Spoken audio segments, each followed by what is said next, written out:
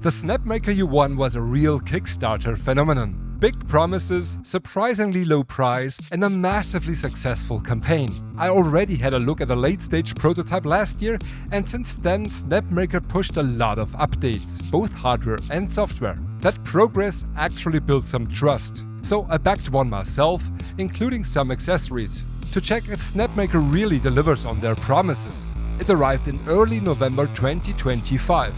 Now, the U1 is about to hit retail. Is this finally a low-cost, high-quality tool changer, or are we still looking at the beta product? Let's find out.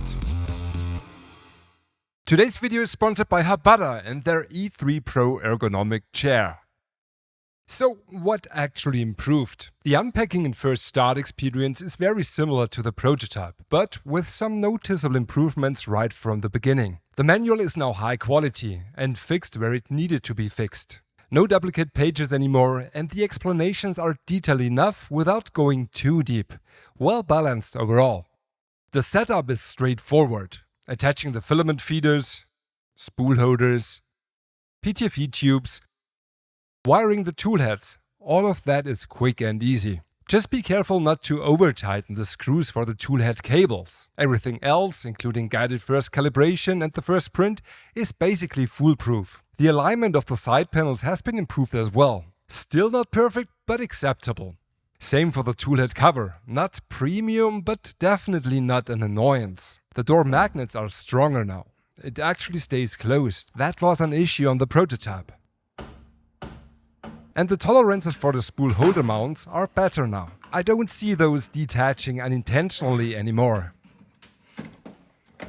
Now, on the software side, a lot has happened as well. At the time of testing, the Snapmaker Orca slicer was at version 2.2.4 and the printer firmware at 1.1.1. And compared to last year, I saw big steps forward. Connection issues were one of the biggest problems before. Slow uploads, failed transfers. Sometimes it didn't work at all with prototype and beta software. That's basically gone now. Uploads are way faster and connection is stable. Not sure if this is improved hardware or better shielding, but it works. Slicer and filament presets have been extended. We now have coarse presets and more supported filaments. And Snapmaker is planning to expand this further. TPU performance was not great before. I addressed that, and printing the same Voronoi CAD again shows stringing has been improved further.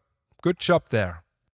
The live feed from the chamber camera is still not great. Around 4 to 5 FPS in LAN mode and about 1 FPS in cloud mode. That's not state of the art, that's just so sufficient, I'd say. Also, the smartphone app is still pretty basic. But it does its job for remote monitoring and basic controls. Switching between LAN and cloud mode is still annoying though, since you have to bind and rebind the printer every time. Or did I miss something here? One more important improvement: overall system performance of the PC is much better now. The early versions of Snapmaker Orca caused noticeable stuttering. That's gone now. But you know what? I spend a lot of time sitting. CAD and office work, preparing prints, planning and editing videos, but also relaxing and gaming after work. And having a chair that actually adapts to what I'm doing makes a huge difference. Today's video is sponsored by Habata, and I've been using their E3 ergonomic chair in my setup. This chair is currently the most adjustable ergonomic chair in the world, offering up to 22 adjustment options. It's designed for long work sessions, but also for switching between work, fun and actually relaxing. It's kind of crazy how adjustable this thing is. The lumbar support has these floating side wings that stay in contact with your lower back even when you move. You can adjust the height and depth, the headrest moves in pretty much every direction, and the armrests adapt so my arms stay supported whether I'm on mouse and keyboard, on a controller, or honestly even when I'm just leaning back taking a quick nap. For long focused sessions, that really helps me stay comfortable, concentrated and awake. And one of my favorite parts, especially after a long workday, is that I can just lean back, pull out the footrest and actually relax. Having my legs elevated makes it feel way less like I'm still at work. No joke, I've wanted something like this for relaxed gaming for ages. Plus, the armrests adjust perfectly for controller or handheld console use. Finally, no more numb hands. If you know, you know. The breathable mesh also keeps things comfortable even during longer sessions. So instead of switching chairs, this one kind of does everything. If you're spending a lot of time at your desk and want something that's adjustable, supportive, and still comfortable when you're just chilling, the Habada E3 Pro is definitely worth checking out. It has been a bestseller for 3 years in Germany, France, Spain, the UK, the US, Japan, and China, and also comes with a 3-year warranty, 30-day hassle-free returns, and free shipping. You'll find more details in the link down in the description. Now let's talk about the actual user experience. From slicing to printing, including the filament loading, this is one of the highlights of the U1, especially considering the price point. All the issues I had with filament loading on the beta are basically gone now. Back then I had failed automated loading quite often. Now it worked every single time for me. That part feels solid. And that selective filament loading and unloading feature is just genius. Super convenient. Who might have proposed that? We'll never know. What also improved is print start time. With all calibration active, it's now at an acceptable level. Especially bed meshing is much faster than at early testing. Unfortunately, adaptive bed meshing, so probing only where needed, is still not implemented. That's a pity, it always probes the full bed. I also checked the new AI features. I was curious if they would even work with the rather low-end camera. Foreign object detection is actually useful, especially when starting prints remotely. That one works. Same for spaghetti detection. Although for something like a 3D Benchy it's not sensitive enough. But using my own, more extreme spaghettis, it does trigger. So overall, the user experience has improved significantly. And most importantly, it's now reliable. The print bed was one of the bigger concerns on the beta machines, as it wasn't properly attached and not super flat as my testing has shown. As promised by Snapmaker, the print bed fixation has been improved on the production version. What you see wiggling here is just a cheap shelf the U1 is sitting on. So that issue is solved. What didn't improve though is bed flatness. In Fluid, the bed mesh still shows a relatively high variation across the surface, and it just doesn't look properly level out of the box here.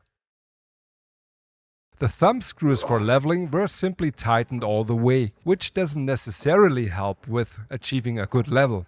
The good news is this can be fixed. Using a clipper script called Bed Screws Adjust, you can properly level that bed. You see, it's actually quite handy to have full clipper access here. You just need to enable advanced mode to be able to add the parameters to the printer config file. The script requires defining 4 probing points across the print bed. From there, you level the bed relative to the nozzle using the classic paper method. At each point, you adjust the thumb screws until the paper still moves, but slightly scratches against the nozzle. After that, running bed calibration again showed improvement for my bed. It's still not perfect, but it seems at level now. And in practice, it works. A full first layer test shows a clear and even result across the whole surface. So, despite the imperfect variation, the mesh compensation does its job well. In the time using my Kickstarter machine, I didn't experience any first layer issues at all. Though there are remaining flaws and things I'd like to see improved. Starting with AI detection. Adjusting sensitivity could help to trigger smaller spaghetti failures, but honestly I don't think this should even be a setting. It should just work out of the box without any tweaking. By the way, it's the same for Bamboo Lab or other systems. There are also a few features I'd like to see added. For more advanced users, having the Bed Screws Adjust script directly integrated would be great, ideally even accessible from the touchscreen UI. Especially since some bed might even come worse leveled from the factory than mine. Talking about clipper features, adaptive bed meshing is still missing. That alone would speed up print start times noticeably. And I still don't see a reason why it's not implemented yet. Another point is noise. There's no dedicated silent mode, which is something many users are asking for. But to be fair, the main noise source are the hot end fans on the toolheads. Slowing down the machine wouldn't change that much. Overall noise is acceptable, but better fans would make a big difference. A small usability improvement would be a simple motors off button on the touchscreen. Sometimes you just want to move the axis manually for troubleshooting without opening Fluid in a browser. Speaking of the touchscreen, the fixed angle is not ideal, depending on how you position the printer. And the screen tearing while scrolling is still quite noticeable. How much that matters really depends on your setup and expectations. I got used to it, and I'm not playing Duke Nukem on that screen anyway. For setting up prints, the layout itself is actually very good.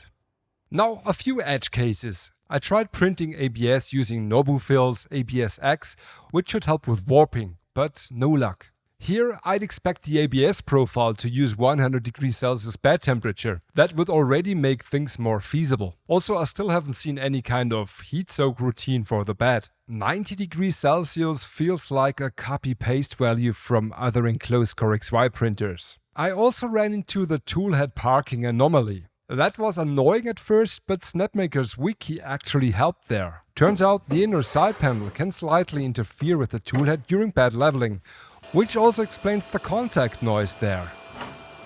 Quick fix and good support on Snapmaker's side. Another thing that caught my attention back when I previewed the beta was printing performance without the purge tower. I can't tell why, but the Prusa XL is great there, while the U1 wasn't and still isn't. Not sure what exactly needs to be adjusted, but it should be possible and would be a very nice improvement, especially since it saves time and material. Talking about saving time, we'll have a closer look at speeding up the U1 and multicolor printing drastically in a future video. You don't want to miss that, so make sure to subscribe and ring the bell. What's the state of the U1? Still a prototype? Does it still feel like a beta test? Summed up, no. The slicer works well, connectivity and workflows are now convenient, and the available profiles have improved. In LAN mode, which I recommend, there's not much reason to use cloud mode. The live feed is okay, the smartphone app works, but still needs improvement, especially when switching between LAN and cloud mode. Automated filament feeding worked flawlessly for me, and that's still one of the strongest features of this tool changer. Snapmaker delivered a solid product to Kickstarter backers, and soon is about to do that for regular orders as well.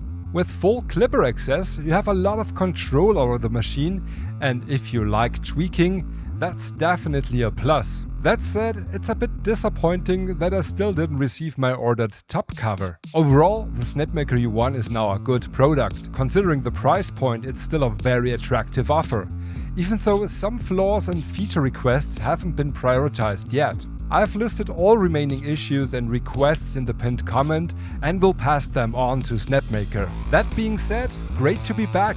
More uploads are already scheduled and there's some really cool stuff coming.